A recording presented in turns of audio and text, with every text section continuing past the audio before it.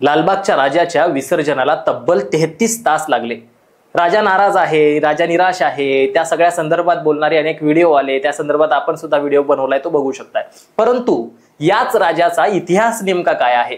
हा राजा नवसाला पावतो, तो का पावतो? नेमका असा कोणाच्या नवसाला पावला होता की जेव्हापासून त्या राजाचा तो नवस पूर्णच होतो अशी अनेकांची आख्यायिका तयार झाली आणि एक दोन नाही तर लाखोंच्या संख्येने दरवर्षी भाविक भक्त तिथे येतात। अहो एक एक दिवसाची वर्गणी एक दोन नाही तर तब्बल 50 लाखांपर्यंत जिथे जमा होते। असा हा नवसाला पावणारा लालबागचा राजा नेमका सुरू तरी कोणी केला असा प्रश्न तुमच्या मनात पडला असेल ना, त्याचंच उत्तर आजच्या या व्हिडिओमध्ये देणार आहे। नमस्कार, मी अक्षय आणि तुम्हा सगळ्यांचं स्वागत करतोय आपल्या सगळ्यांच्या लाडक्या शब्दवेडे चॅनलवरती। मंडळी, तुम्हा सगळ्यांना माहिती असेल की या वेळेला लालबागच्या राजाच्या विसर्जनाला अतिशय दिरंगाई झाली। तब्बल 33 तास तो राजा त्या गिरगाव चौपाटीच्या समुद्रामध्ये एक टाक अडकून बसलेला होता। जे सकाळी 8 वाजल्यापासून ते संध्याकाळी 9-10 वाजेपर्यंत 13 तास तो त्या पाण्यामध्ये कमरेपर्यंतच्या पाण्यामध्ये तुम्हा सगळ्यांना दिसत होता।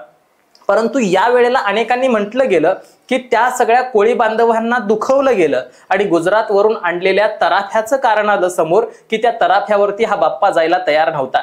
या कोळी बांधवांना निराश केल्यामुळे बाप्पा सुद्धा निराश झाला। ज्या कोळी बांधवांनी आजपर्यंत या सगळ्या बाप्पाची सेवा केली, ज्या कोळी बांधवांनी खरं तर नवस करून हा बाप्पा सगळ्यात पहिल्यांदा बसवला होता। आता तुम्ही म्हणाल की कोळी बांधवांनी कसा काय बाप्पा बसवला, त्यांनी नेमका काय नवस केला होता?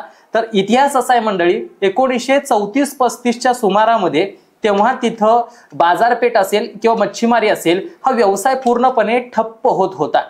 चांगले दिवस येत नव्हते, अगदी इंग्रजांच्या काळात मी सांगतोय। आणि त्यावेळेला तिथं असणाऱ्या मुंबईतल्या त्या गिरगाव परिसरातल्या कोळी बांधवांनी नवस केला गणपती बाप्पाकडे की आमची बाजारपेठ पुन्हा एकदा सुस्थितीत येऊ दे आणि ती सुस्थितीत आली तर आम्ही तुला दरवर्षी इथं विराजमान करू, तुझी पूजा करू, अर्चा करू।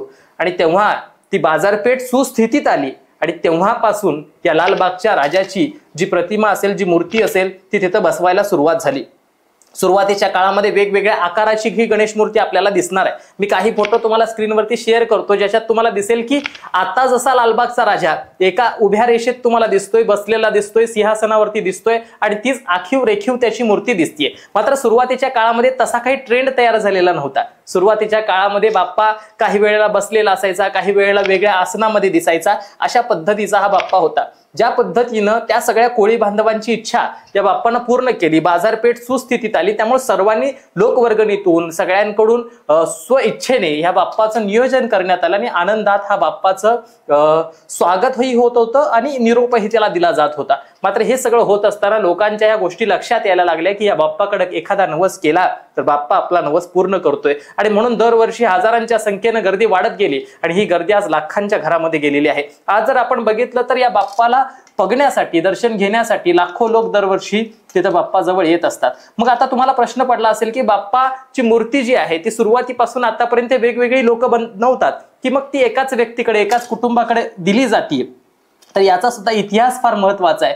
बाप्पाची मूर्ती बनवण्याचा जो काही एक क्रम आहे म्हणू शकतोय किंवा जो काही एक ठेका आपण म्हणू शकतोय ते एका कुटुंबाकडेच आहे की जे दरवर्षी अगदी भक्तिभावानं या बाप्पाची मूर्ती बनवतात।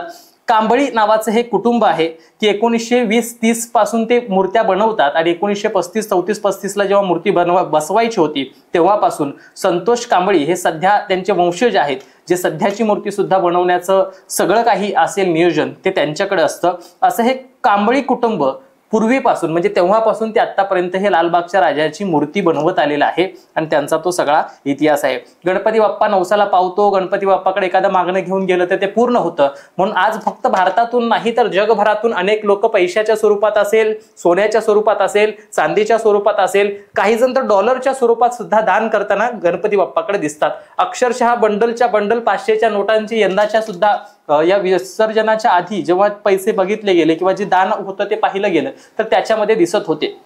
सांगायचं काय आहे, भक्तिभावानं बाप्पाकडे एखादी गोष्ट मागितली तर ती पूर्ण होते। परंतु यंदाचा बाप्पा थोडासा निराश दिसत होता, नाराज दिसत होता आणि म्हणून 33 तास तो रखडला जाण्यापासून। कदाचित असंही म्हटलं जात असेल की ज्या भाविक भक्तांना त्याचं दर्शन घेणं जड जात होतं, गर्दी करावी लागत होती, त्या भाविक भक्तांना दर्शन मिळावं याच्यासाठी बाप्पा एकटा उभा होता। एक नाही, दोन नाही, 13 तास त्या पाण्यात उभा होता।